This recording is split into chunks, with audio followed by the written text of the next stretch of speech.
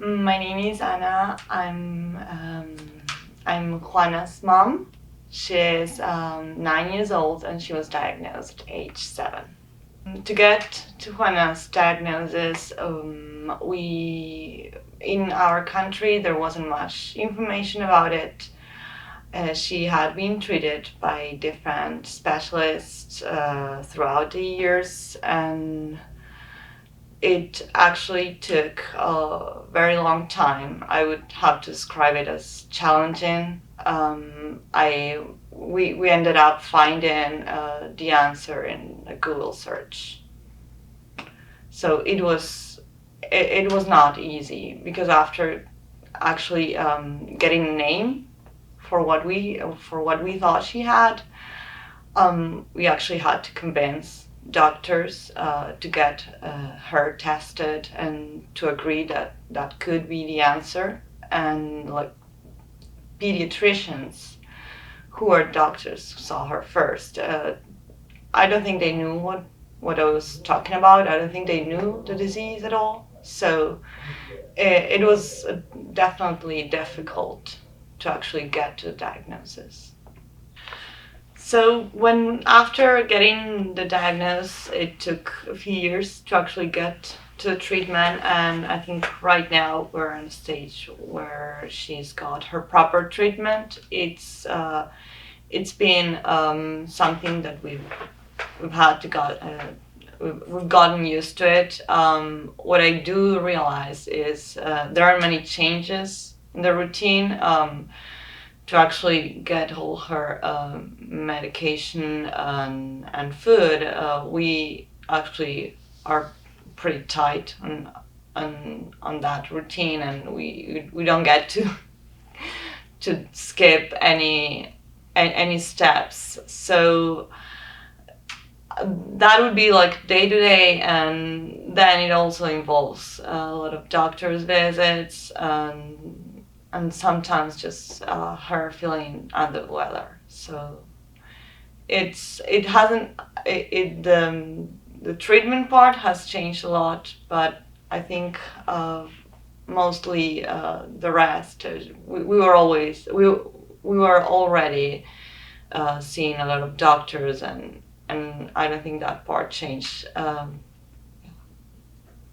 Our challenges living with a child with homocystinuria and caring for a child with homocystinuria are definitely dealing with doctors. Because of her condition, going to an ER because of a fever or a cold or maybe a stomach bug is not the same as if she didn't have it. I do have to start every doctor's visit first by explaining what is it that she has. And usually they don't know what I'm talking about. Like, they know the name, but they don't know what it actually is. And then they start like getting a bit apprehensive about giving her medicine or treating her, because they don't know how could it react with her condition. So I would say that's one of the biggest challenges. We don't, sometimes we just try to deal with it at home. And another challenge would be school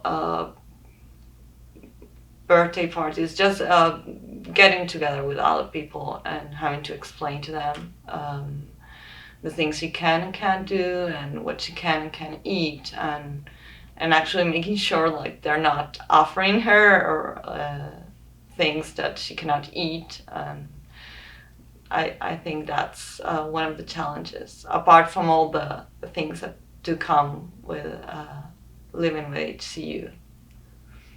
My biggest concern about homocystinuria is that in our country, in Uruguay, there's not much information.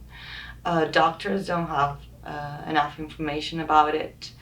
That's why I joined HCU Network America. Actually, her treatment was actually we reached her proper treatment because of advice from other patients and and essays and information that they shared with us, which I took to her doctors. And so I think that not having enough information could be really dangerous if something were to happen.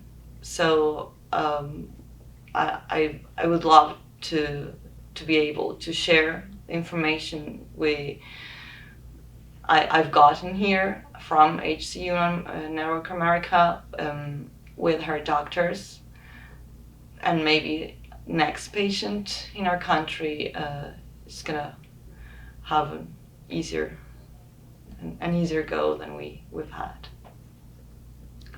My greatest hope for Juana's future is, well, it involves all the research that's being done and the clinical trials, and I really hope that in near future we can actually find a treatment that would make her life easier and maybe a little